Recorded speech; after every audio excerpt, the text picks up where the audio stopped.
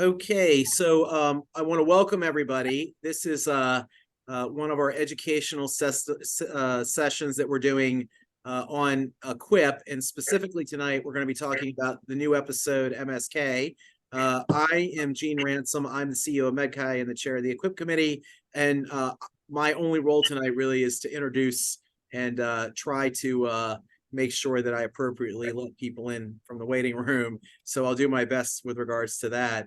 And we're really lucky tonight because on top of having Jessica, who does a great job explaining things from CRISP and is really kind of in charge of the day-to-day operations of the entire program on the CRISP side.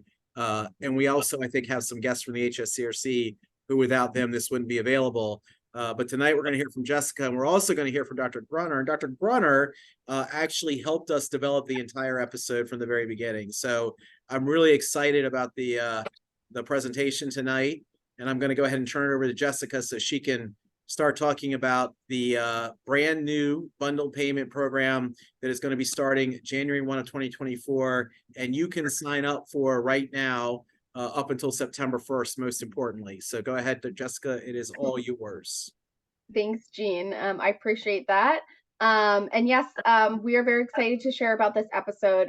I'll start with explaining a little bit about the EQIP program and some of the policies associated as well. I think we probably have a mix of people who are probably inundated by hearing about EQIP and people who probably have not even heard about this acronym. So hoping to kind of touch all different viewpoints during this presentation. So here's my information. Will Daniels, the main lead from the HSCRC. However, we have William Henderson, our colleague in Will's absence today. And then also, if you guys leave with anything today and there's any outstanding questions, we have this generic inbox, equip@crisphealth.org. We'll get you to the right person, whether that's a question for Chris, HSCRC, Jean, a follow-up, anything like that. We'll get you to the right place. If you need anything, just start there. So a little bit about EQIP. It is the Episode Quality Improvement Program, and it is a voluntary program.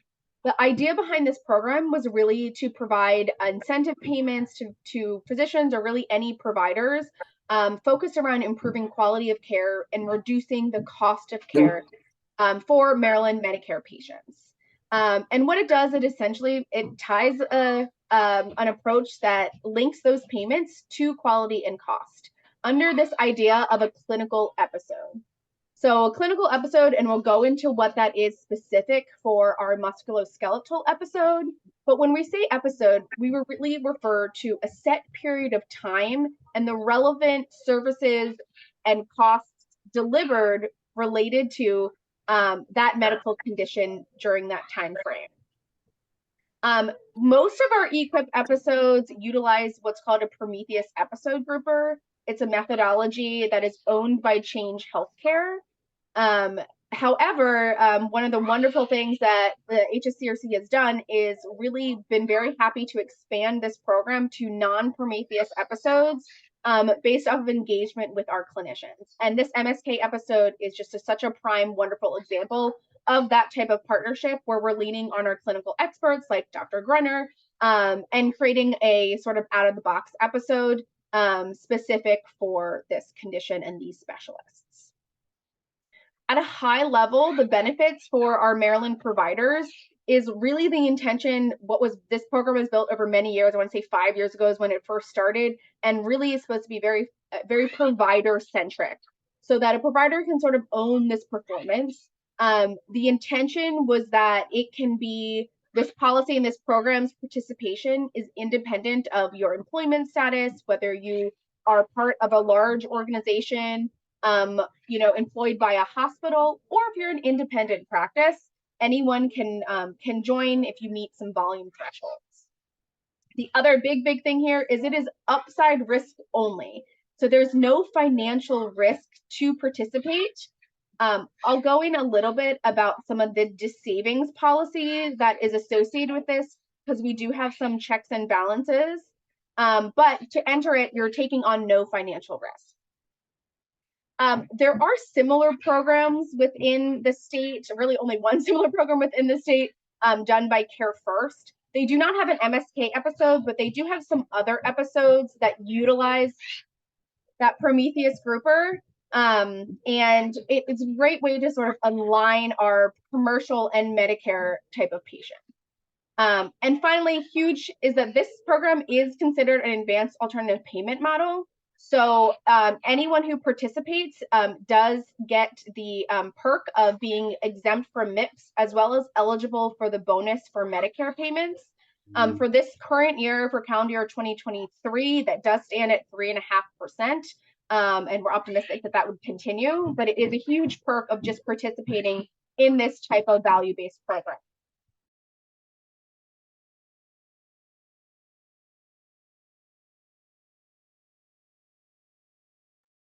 So a little bit about timeline. Jean mentioned, I think the big takeaway is September 1st is the end of our enrollment period, but EQIP does run on an annual calendar. So the performance year does follow the calendar year, but the enrollment period is July and August of the months preceding the start of the next year. So this time frame we're in right now is really the open enrollment for calendar year 2024. We do not, those who are unable to participate, or I guess are still deciding if they're going to participate, their next opportunity will not be until calendar year 2025 to participate, and that enrollment would be in calendar year 2024. Also, just want to note that payment is, everything's claims-based for this program, so payment is typically going to be 9-10 months after the end of the year. So for example, for performance year 1, which is in calendar year 2022, the participants that did earn incentive payments are likely looking at payments in the September-October timeframe. So here are the full list of 50 episodes that HSCRC has selected for performance year 3. You'll notice that we did group these by specialty at the top, but I do want to make a comment that by no means do you have to be that type of specialist to do these episodes. We know that some of these may overlap with a couple of different types of specialists. There also are 5 different types of episodes. So there's procedure, acute, chronic, complication, and some specific episodes for the emergency department or emergency room that you can see here. The MSK episode, which we'll talk about, falls into our acute episode category. And the length of time for each of these clinical episodes, it varies. So how long each beneficiary cost will be tracked as part of those episodes costs. And when we send out this slide deck, there's a link to a full episode playbook that you can see here that tells you the exact time that we're talking about for each of those, the triggers for the episodes, as well as what is included in the relevant costs for them. So that is a resource. So with any types of policies, we love lots of acronyms. So I'm going to go into some of this just so you can get used to some of the names that I'm using. But at the end of the slide, we also have a full appendix of some of these. First, you will hear us reference what's called a CRP entity. And this is essentially a single Maryland hospital in which all of our care partners or providers sign a standard contract or arrangement with. This is an element, and we'll chat about in a little bit, but basically the CRP entity is what the state uses as in an administrative function to be able to pay out these incentive payments. This next line is our EQIP entity, and this is really the main participation function of the program. So an EQIP entity can be an individual provider or what we call care partner, or it can be multiple care partners. Really, it's essentially how you'd like to group or how you'd like to enter the program. So for example, we have some large hospitals that have split and created maybe like 10 plus entities, all that are very specialized or subspecialized in their participation. Other participants have decided to enter in sort of as a multi-specialty type of group. There really isn't any type of limits other than the volume thresholds in the type of NPIs or providers that are participating within your entity. However, we want to incentivize or emphasize that your performance is evaluated at this level. So how you choose to participate is a big decision. And additionally, the entity in its whole is the place that receives the one lump sum incentive payment if you guys obviously meet that at the end of the performance year. So this next line is what's called a care partner. And essentially, this is who's actually performing the medicine. So physicians, therapists in this case, our nurse practitioners and things like that. These are actually the providers or who are practicing medicine and performing the care interventions. It is important to note that each individual care partner is required to sign a standardized arrangement with that CRP entity. And also the care partners, your providers continue to receive your normal fee-for-service payments for Medicare. This potential incentive payment is simply on top of your typical billing process. And finally, this last column we have is the HSCRC and CRISP. And this is essentially the HSCRC are the main policy drivers and the ones who actually calculate the episodes. CRISP helps support with the monitoring of data, both with performance and within baseline. And also between CRISP and HSCRC, we are the groups that are responsible for any type of monitoring reporting requirements to CMS. So there's minimal, really no reporting burden placed on EQIP entities or your individual providers. And just as a note, there's one last role here at the bottom, which is called an administrative proxy.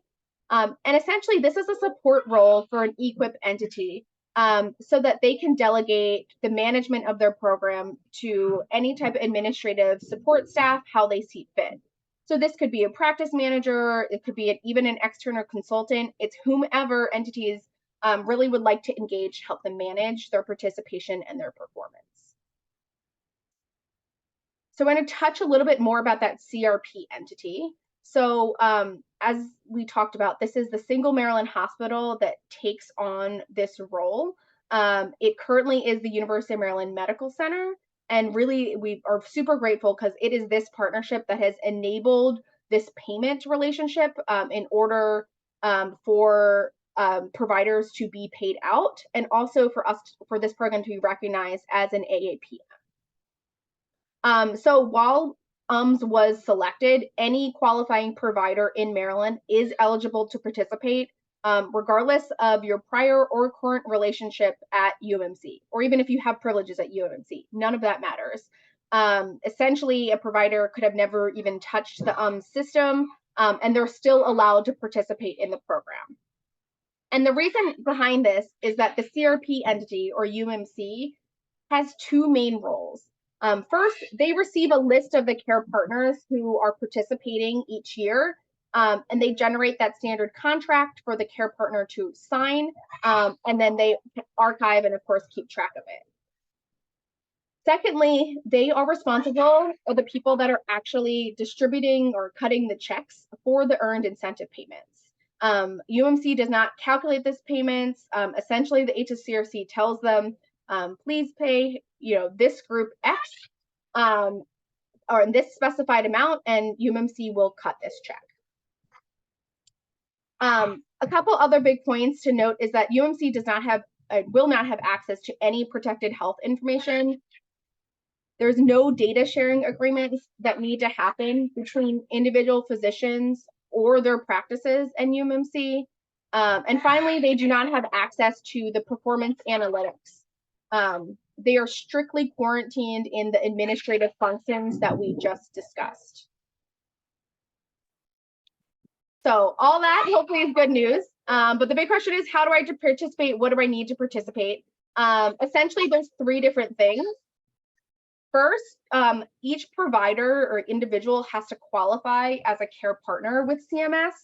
And essentially, this means they have to be licensed and enrolled in the PICO system, and they must participate in the Maryland Health Information Exchange. And this is pretty standard for most of our providers. We see a very few, I would say less than 5% of those people who would like to participate who fall off in this category. The second one is when they actually enroll in EQIP, they're essentially saying, yes, I want to participate, and I also want to participate in this grouping or with these other individuals, and I want to select which episodes and interventions that I agreed on. They also agree that there's a single payment remission recipient, or essentially where they're going to send the check. So if you're participating in a large group, there's not an individual check that's sent to each care partner, but rather a single check sent to one location, and you're agreeing, yep, this is the location. And this is all essentially done, and when we finalize this, it's through the signature in that care partner arrangement. And this final one are these episodes thresholds. So essentially, these are, you obviously have to provide care within Maryland, and these are for Maryland Medicare fee-for-service beneficiaries. And when we're looking at our baseline period, for a single episode, there's a minimum threshold volume of 11 episodes. Across all episodes of participation, there's a threshold of 50. So we're talking specifically about the MSK episode today. If an entity is choosing solely to participate in the MSK episode, they would need to meet that 50 episode volume during baseline for that singular episode. However, if you're choosing to add that with like some other orthopedic episodes, there can be 10 or there can be 15 MSK episodes and let's say 35 hip replacement episodes or things like that. So that's how that those thresholds are determined, and it is determined in aggregate. So again, not at the individual level, but at the entity level. So an episode of care, which we kind of talked about a little bit, it really centers around a way to engage specialists across the full spectrum of services related to the care. So the way that this is done is episodes are triggered, and we'll go through what that triggered means, typically by a procedure or a diagnosis or a combination of the two. And then the episode has a look back and a look forward period. Both of those periods are configurable based on the episodes. I would say the standard pre-trigger period is typically 30 days. Some, however, have 0. This includes, any type of thing, labs, radiology, office visits beforehand. And that post-trigger period essentially is following that beneficiary for a set period of time and counting the relevant costs. And again, this is very variable in ranges. I would say our shortest period is 14. And then as with MSK, there are some up to 180 days or 6 months associated. So we'll get into, we kind of did the outline of sort of the idea for EQIP. Before I hand it over to Dr. Gruner to go into specifics for MSK, I'll pause if there are any questions. I don't think I saw any hands raised or chat.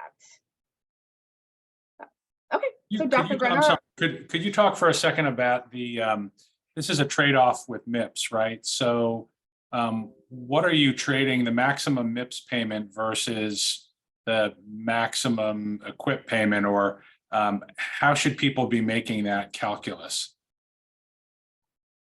William, are you on this to handle right. the? So Dr. Conover, essentially, MIPS, you probably would have an idea. It's a percentage, and it varies based on what your score is. So if you're participating in MIPS now, you know what you've got. And as CEO of MedChi, I've seen MIPS. I haven't seen really good practices get much more than 1.5%. So the way MACRA was originally written, the statute that created all this MIPS stuff, there was like a little trap door called Advanced Payment Models, AAPMs. They originally got 5 percentage points. And the other benefit of the 5 percentage points was you weren't required to do the MIPS reporting anymore. Unfortunately, that 5% sunsetted, and now it's 3.5%. For this performance year, which you will get obviously much later, like you get your MIPS payment much later. So you'll need to do an assessment as to, is it better off to get 3.5%, or is it better off to report MIPS and receive that money?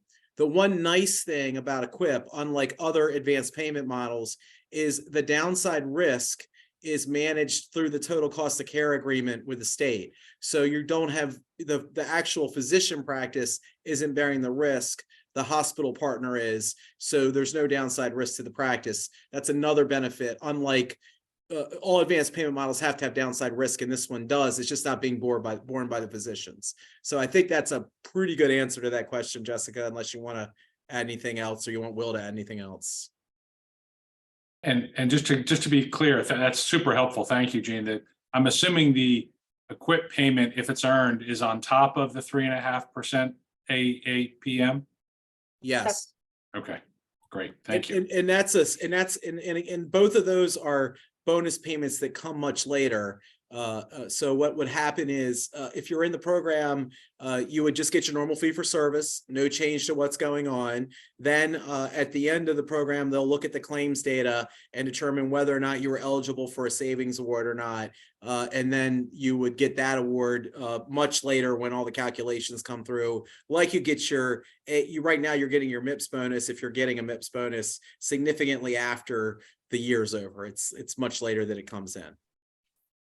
Thank you. Well, I just want to thank Jessica and Will.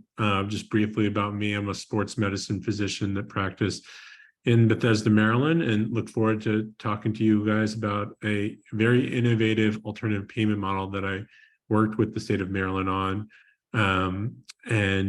Jessica, if you want to go to the next slide.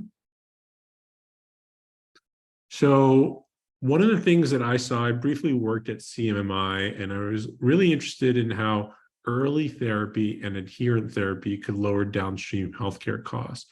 Specifically, if you can get the right treatment, you can get the patients that comply with their therapy, you can have a large impact on lowering some unnecessary healthcare spend. And that we kind of worked on different models. We worked on a low back pain model, we worked on an arthritis model, but it was very hard to configure. So with this new model, we've really focused on the physical therapy evaluation. It's very simple from an attribution period. So it's 3 PT codes, low complexity, moderate complexity, or high complexity. And then that's the trigger. It's a 30-day look back, as Jessica eloquently explained. And then it's total MSK related costs over that 6-month period. So if you can show that early and adherent therapy can lower downstream healthcare costs, and you can manage that beneficiary over the 6 months, you can earn in the savings. Something unique, because we wanted to make sure that we only had patients early on in their episode of either a non-surgical condition, is we removed patients who had surgery within the previous 6 months from this episode. Next slide. So these are just some information about some of the inclusion exclusion criteria, but we went through most of the ICD-10 codes or ICD-11 that are focused on arthritis and tendonitis. This is what makes up 95% of what goes into an outpatient physical therapy clinic, a hospital rehab clinic, or an orthopedic clinic. Mostly arthritis conditions and tendonitis conditions for shoulder, elbow, wrist, hip, knee, ankle, foot, low back, and neck pain. We removed anyone who had surgery within the previous 6 months. And then, similar to the current orthopedic bundles that exist with the Prometheus logic, we included most of those, but we took out high-cost specialty drugs and fractures and cancer. And some of the reasons for that is there was a lot of variability in cost, and they made up a small percentage of what comes into a orthopedic rehab clinic. We talked about the 3 codes that were the trigger, and then we're using 2019 claims that are adjusted for inflation because of COVID. So looking at those claims, and this is how the model was created. And then a benchmark is created after that. So looking at some of the data, we really, once again, I got to thank Jessica and Will again for sharing some of this data about Medicare beneficiaries. These are real Medicare beneficiaries, and we saw that there was a large amount of costs that happened in the beginning of the episode, and there's some really good opportunities in several factors when we looked at some of the data.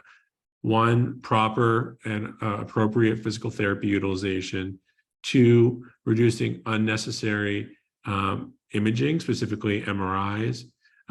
Injections, there was a surprisingly higher amount of ED utilization. This is very interesting to me because I'm also on faculty at Johns Hopkins Sibley Hospital, and I always saw that there was a lot of patients to go into the ED for low back pain, where if you don't have a red flag, that's probably the last place you want to be. So really good opportunity here. And then a small subset of surgeries that could be avoided, and then some of the medication spend, such as opioids.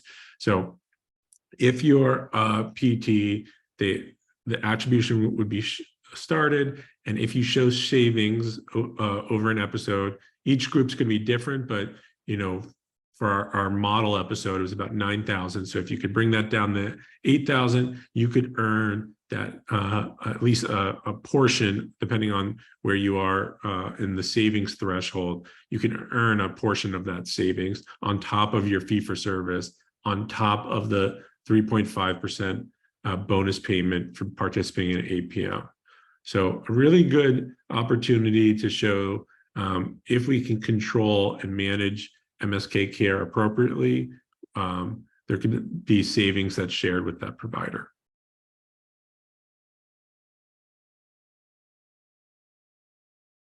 Thanks, Dr. Gruner. And again, we really relied on his clinical expertise to create this. I will say, CRISP, HSCRC, we are not clinicians, so this episode would not have existed without the engagement of Dr. Gruner. So thank you so much.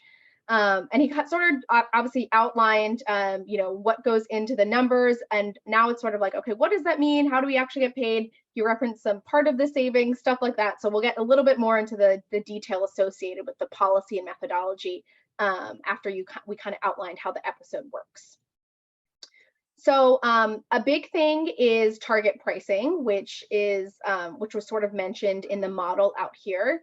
And essentially, that's really the first thing we have to do, is we have to set a target price based off of the episodes. To do this, we get a cost for the baseline. So we mentioned that baseline is calendar year 2019. And each EQIP entity is assigned their own unique target price. To do this, the state will look at the weighted average cost per episode of all the care partners within an entity and aggregate this to create the unique target price for that EQIP entity. We then trend this baseline cost forward to make it comparable to next year's dollars, so 2024 dollars. And this allows entities to compare their real-time target price to their real-time performance cost. However, I just want to note that the final target price is typically not finalized till the end of the performance year, since we do get some inflation updates that are applied throughout the year, but we essentially give you the most up-to-date information as we have. So it's important to note that the target price is set independent of the care setting. So that means across all the different settings that a practice may provide care, a hospital outpatient facility versus a freestanding outpatient clinic, let's say, we keep a singular target price. And the reason behind this is that we want the cost to follow the providers and be measurable across all of your business. And it's, I think, a good opportunity, again, for all different types of clinicians, regardless of their employment or their affiliation, to participate within the model. So I think that is it here. And so now we're talking about how we incorporate that into the actual incentive payment. So the target price comparison is essentially that first step in the incentive payment methodology. At the end of the year, we will assess the results seen across all the episodes and all the care partners of that EQIP entity. And if the aggregate across that entity during the performance period, the costs are less than the target price, we will determine that, yes, savings has been met. A check of at least a 3% savings is verified And the reason behind this is that to ensure that savings is considered statistically significant. Once that 3% minimum savings threshold has been met, we determine, or really the entities fall into one of the 3 tiers of shared savings. So using baseline, and you will actually know this during your enrollment, but using your baseline data, EQIP entities are compared to the statewide experience and essentially ranked on their efficiency. So this rank will give us the relative shared savings that will be paid out. A higher cost provider are ranked lower, and thus a lower percentile is shared, and a lower cost or efficient providers are ranked in a higher percentile with a higher shared savings. So I'll walk through that. The lowest ranked tercile has a 50-50 split with the state, and therefore entities would receive 50% of their shared savings. For your middle tercile, the state will pay out more at that 65 percentile. And then finally, the top tercile for our lowest cost providers, the state pays out the largest share, giving them 80% of the savings that we create. And essentially the reasoning behind this is that we want to acknowledge that it is harder to create savings if you are already relatively efficient compared to the state during baseline. And that's why we have those 3 different tiers of shared savings. So we figured out what shared savings are. The next step, step 3, is we take into consideration the clinical quality score. And I'll go into more detail about what that specifically is. But the quality is an important component both to the value-based payment model, but also to ensuring that the outcomes of the program is not solely cost-focused.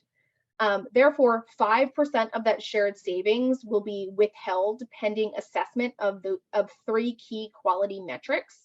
And then your performance on those quality metrics will determine how much of that 5% is earned back from the entity. This 4th step, or really the last step before the final check is made, is that the state actually has to do a check to ensure that the calculated payment cannot exceed more than 25% of the prior year's Part B payments. And this is a CMS stipulation, and really we don't anticipate this ever being an issue. That's a pretty high threshold. So, but it is a check that we of course have to do. Once all of those 4 steps are completed, the HSCRC essentially directs the CRP entity or UMC to pay that amount to that singular remission source for that EQIP entity. And it is paid in full in a lump sum. I think I mentioned about 9-10 months after the end of the performance year. And again, just emphasizing that it's 1 payment to the EQIP entity, and the distribution to any of the individual providers or anything like that is really up to that EQIP entity. The state and CRISP and HSCRC sort of stays out of that. So that's an internal conversation. So that was probably a lot to take in. I'll pause for questions here, but that hopefully walked through a little bit of the calculations. While it takes 9 months to get paid following the performance year, how quickly after the performance year will the entity learn of its final financial performance? So we give quarterly updates. It is claims. Everything here is claims related, both the cost and the quality. So inherently there is a lag. Specifically for the MSK episode, if you take this as an example, it's a 6-month episode. So we do need to wait that 6 months for it to complete. We obviously have some shorter episodes, but we need that episode to actually complete, as well as some claims to run out, which is why we're typically seeing a lag. So it's about a 6-month lag before you get your first quarter update, and then it's continued to be updated. So for example, right now, performance year 1, which was in calendar year 2022, they have 3 quarters worth of data, and that last quarter's worth of data actually is going to be released in about a week or 2.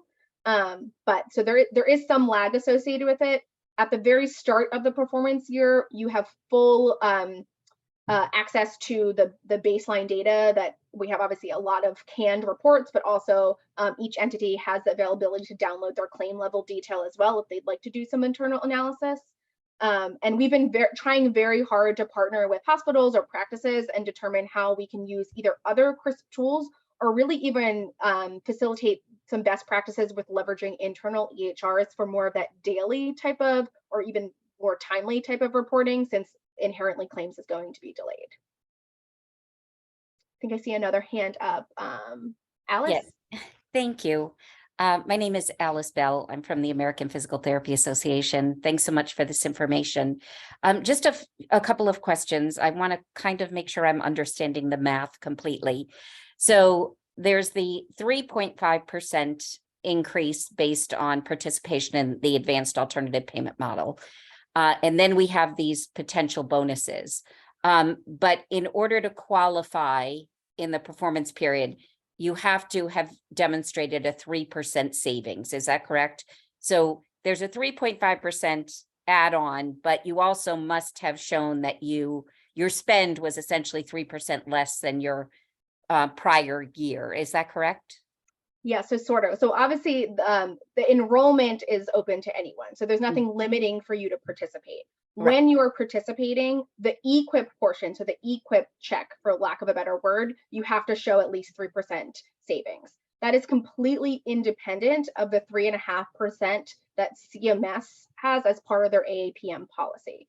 So they're separate. The timelines of their payment are separate. Essentially, this methodology is really covering EQIP. It's actually just an added perk that it also qualifies as an AAPM. So you get that 3.5% in addition, I think a full year later. Okay, I hope that great. helps. Okay. Thank you. That's helpful. And then the other question is the 5% withhold. Is that 5% of your percentage of the savings bonus? Yeah, that's correct. So if you fall into this, let's say that's last tercile, you get 50% of the savings.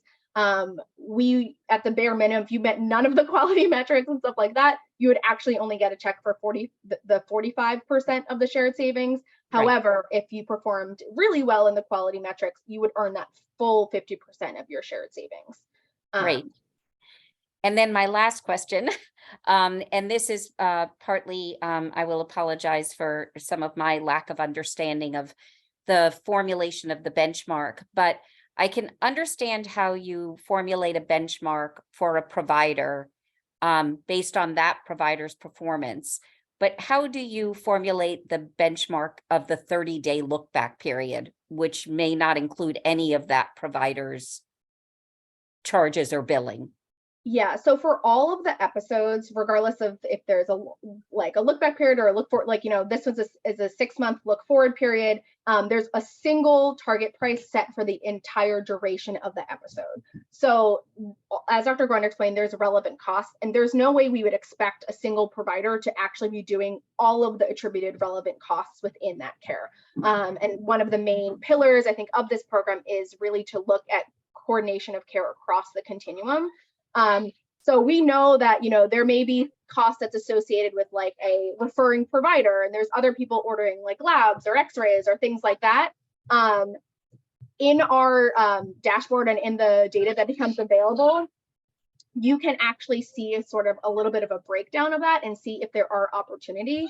And I think the intention really is to ensure that while of course we want to exclude costs that really have like very high cost beneficiaries or things outside of your control, you want to make sure there's actually opportunity for reduction of costs. And I think, both pre-trigger, post-trigger periods are probably the primary areas of that. So we do in our dashboards show you how much is assigned to each of those different timeframes, your pre-trigger, your trigger, and your post-trigger period, to help participants narrow down like where is the opportunity. But it's sort of on a single target price for everyone, or for the whole time frame. Okay, thank you. I appreciate that clarification. And Alice, this is Gene from MedChi, the Maryland State Medical Society. I'd love to work with your organization to get this video and other information out to your members in Maryland, because I think it's a pretty cool opportunity. And one other point I wanted to make too, just for everybody on the call, is in the first couple of years, we've had some practices who were too small and couldn't hit attribution. So MedChi has created an EQIP entity that you can join at no charge. So you can participate in it and get the advantage of the AAPM. So if you've got any smaller ortho practices, pain practices, physiatrists who want to participate but don't think they can hit attribution threshold, that's a way that we can get them in the program. And maybe, Alice, you and I can have more of a discussion on how we just educate people in Maryland about this. Yeah, that would be great. I'll just offer one last comment, and Mark knows what I struggle with a little bit, and that is the concept of early and adherent PT. The challenge we have in that 30-day look back is all those things that we could potentially avoid may have happened already. The imaging, the prescription of opioids, the injections in that 30-day look back period. So we struggle a little bit with that part of this. Well, and you know, that's, maybe it's not perfect, but the great thing about this is that the way we've created it here in Maryland, where it's a partnership that is really a public-private partnership. MedChi obviously is a nonprofit association. CRISP is an independent nonprofit. And then the HSCRC is a state agency that gets authority through a contract with the total cost of care agreement. You know, we have the ability to go in and try to develop other bundles, or make tweaks to bundles, or adjust things. So if we try this out and we run into those types of issues where we're having difficulty, we can go back and ask for adjustments in a future year. Or maybe we realize there's another way we can go after this with a different bundle where we can improve quality and create savings in the system. So whenever you're doing something new, you're always going to have imperfections, but I think this is pretty cool, and we've really measured the risk, and the results we're seeing from year one are pretty exciting. And the other thing is, we're really trying to make sure that every physician, whether they practice in private practice in a small solo setting to whether they're in the biggest system in the state of Maryland, can access it. And I know Jessica and I are pretty proud of this program. We've been big supporters of it. So I understand it might not be perfect, but let's not make perfect the enemy of good. I totally agree. And we are excited about it. And I look forward to talking with you more. Thank you so much. Thanks, Alice. I see another hand, Cameron. Hey everyone, this is Cameron Whitmore. I'm with Privia Health. Well, first off, thanks Jessica, Jean, and Dr. Gruner for this is a great presentation. Really great insight. This might be getting into the weeds a little bit, but you know, right now with Privia, like we're kind of like, you know, looking at, you know, first year was last year. Now we're kind of, for us, we're trying to, you know, we're kind of figuring out, okay, which episodes or like which entities, you know, we want to create, you know, with the different episodes. And with this new MSK episode, you know, I can't help but think, you know, there might be not overlap, but, you know, I guess overlap with like a low back pain episode where like, could there be a way that like, you know, a patient could be in this kind of low back pain episode and say then a pain physician refers this patient to a PT who's in another episode. Is that kind of possible, you know, where a patient could be, you know, within two different episodes? And should those two episodes basically be within the same entity overall, or should we kind of keep those separate? I hope that's not too confusing of a question. Overall, no, that's a great question. So the answer sort of is yes to all of these. So there is some overlap, and we honestly, we have a nice methodology, but how we put in like an average replacement cost for the overlaps. However, when the state went and actually looked at the percentage of overlap, it was actually a lot lower than I think we anticipated. So the state chose not to actually implement it. That's something that's going to be assessed year over year. So if we add new episodes and the overlap percentage grows significantly, we would have to implement that. But as of right now, we do allow that overlap both within your own entity and across other entities.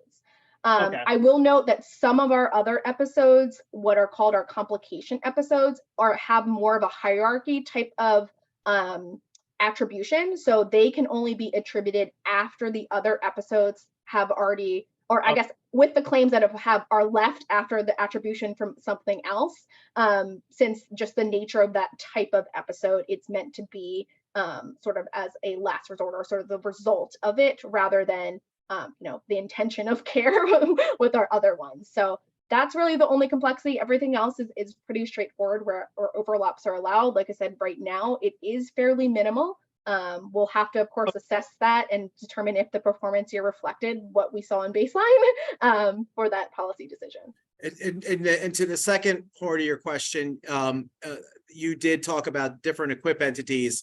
There's no problem with setting up different EQIP entities under the same group. So Privia could obviously do that. And frankly, you should really make sure that you strategize around it, because Jessica and I have been looking at the data from year one, and some hospitals particularly probably shouldn't have set them up the way they did, and they'll do better if they conform it. And the other thing too, Cameron, and I think we had a conversation about this, and you're a very complicated practice with a lot of physicians in Maryland, in a lot of different specialties. If you want to send NPIs over, Chris can, Jessica's going to shoot me because I've offered this to multiple people and I'm doing it again. Jessica can run what attributions they might hit on. And that's something we can help you with that. If you need help with that, Jessica and Chris can help run some numbers and give you an idea of what bundles you might qualify for as a group. And then you can maybe make some better decisions. And you might already be aware of that. That's, Yeah. Right now we're kind of going through those motions of, trying to strategize which entities, with which types of providers and which episodes should go together. So that's great. Thanks for offering that up. And and we're excited about this new MSK episode. So thank you, Dr. Gruner, for helping with that. No, I appreciate it. I mean, I'm really excited about this. I know I got Bill, who's part of my group on the call, and I really think that this really could be a good opportunity to show that good conservative treatment can hopefully lower some downstream healthcare spend if we can get patients high quality therapy, and have different models that we can really look at that cost. We can hopefully have higher quality of care in the state of Maryland than we already have. So really do appreciate everyone being on the call today.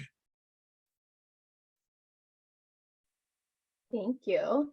I don't see another hand, so I'll continue, but feel free to chat or raise your hand. So continuing on with some of our policies. So we mentioned at the very beginning, and hopefully hone this in, that EQIP is designed to be upside risk only, which is wonderful. However, we do have some incorporated DIS savings accountability.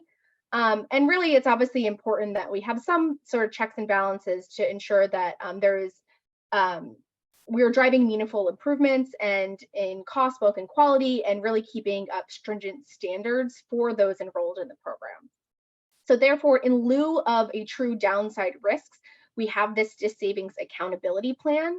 And essentially what it says is an EQIP entity that creates DIS savings in a performance year is required to offset those savings in the following performance year in order to earn incentives. So for example, the entity of Jessica enters in this year and I create a DIS savings of $1,000. However, next year, I create a savings of $2,000. I have to offset that. So my shared savings is actually only going to be of that 1,000, or the difference between the DIS savings in year one and the savings in year two. So essentially, the future years, that flow chart mapping that we went through, we'll add one more little box in there that includes that additional step of determining if the performance year prior or DIS savings from the performance year prior needs to be offset. The second part of this policy is about continued eligibility for participation with an EQIP. So an EQIP entity can be removed from the program if they're first in the lower two terciles, so that 0 to 66 percentile, and have had 2 consecutive years of DIS savings. So the logic here is that since EQIP is upside only, and of course we are offering this AAPM opportunity, we want to ensure that the providers who participate are participating not only for that opportunity, but also, of course, are driving down cost and improving quality. And the reason why we exclude the top tercile of performance is because, as we mentioned, even within our logic of the shared tiered savings, it probably is an entity that is already very efficient in the state is really, it probably is much harder for them to continue to create savings year over year. That is what our DIS savings policy is. And the other thing that I mentioned about that 3% quality metric, so what actually is that?